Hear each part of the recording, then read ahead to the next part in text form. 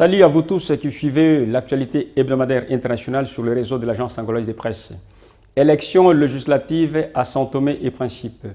Le parti Action démocratique indépendante a remporté les élections avec une majorité absolue.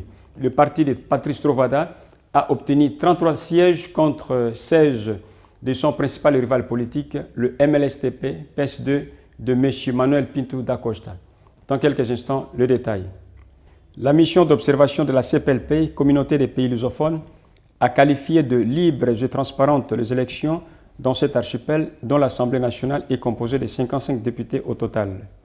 Lors des élections antérieures tenues en 2010, les partis ADI n'avaient obtenu qu'une majorité relative. Une motion de censure proposée en décembre 2012 avait alors contraint le gouvernement minoritaire de Patrice Trovoada de démissionner.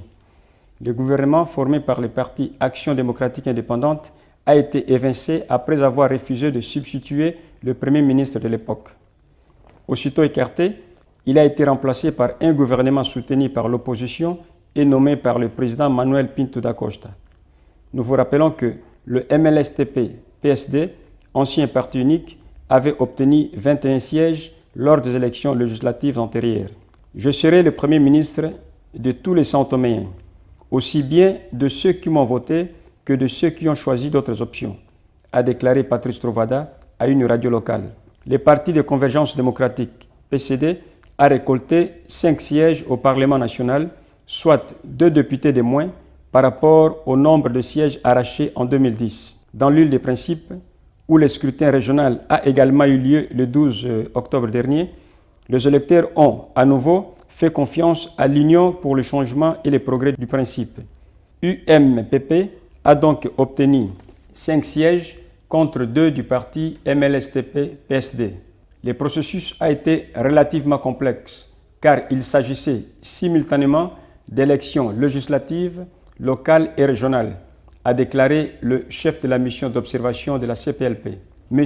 Luís Fonseca, qui tenait une conférence de presse sur le processus électoral dans l'archipel, a affirmé que le scrutin s'était déroulé dans une grande tranquillité.